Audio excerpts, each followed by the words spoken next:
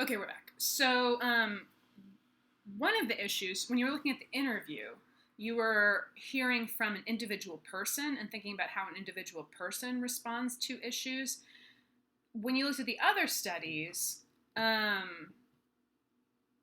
you were finding the effects of people not having insurance, I guess is the way I would put it. So, like, while individual people, and this is a thing I think would be great to write some more about, while individual people might say, as I mean, like, I hope they would all say, I don't discriminate. Somehow, I mean, this is in all kinds of areas in our society. Somehow, people, when you look at the outcomes, like the outcomes of this group of people are not as good. And we can't find a reason for that except that somehow they're treated differently or they were treated differently.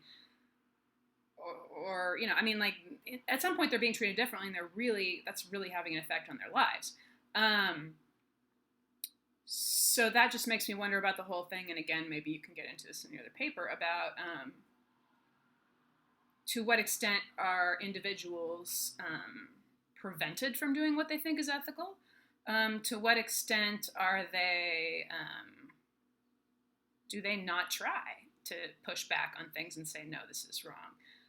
Because they're afraid or because they need their jobs, because they don't have a lot of job security? Is it different for nurses who are in a union and feel like they have more job security, or in cities where they can? Okay, I'll stop. Healthcare workers are supposed to always act in the best interest of the patient, but this is something that's likely to be overlooked.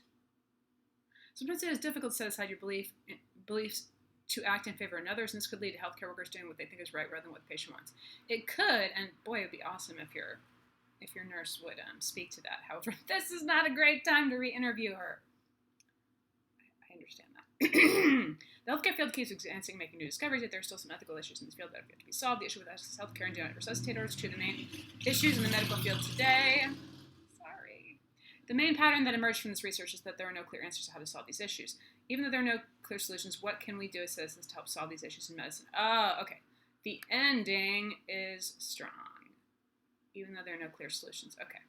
And your works cited looks, just from my quick look at it, it looks okay. And you got page numbers. Lovely.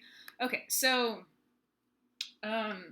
overall with your writing, it was really nicely organized. I really liked, as I said, how it flowed from like nice transitions. I could really see exactly kind of where you were exploring things, and that made sense to me. It made a lot of sense to me.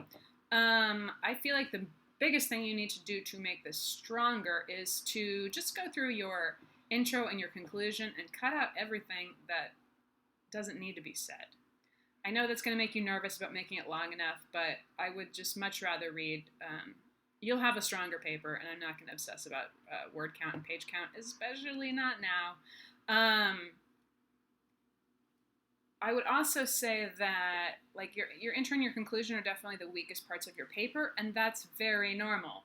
I usually advise people to write the body of their paper first. For myself, I can't help but write some kind of introduction, and then like it's always crap, and I always throw it away. But then so the body, the conclusion, and then to go back and be like, okay, what did I actually say here? So how do I actually want to introduce this to my readers? Because you really don't know, I really don't know what I'm going to say until I've gotten into and said it. So I would encourage you to think about like your solid, excuse me, your solid point at the end about like, okay, there's a lot of issues. What can we do as citizens? That was a lovely place to end it, and then like springboard from it, that kind of conclusion. Excuse me, but I think you could write a much stronger introduction.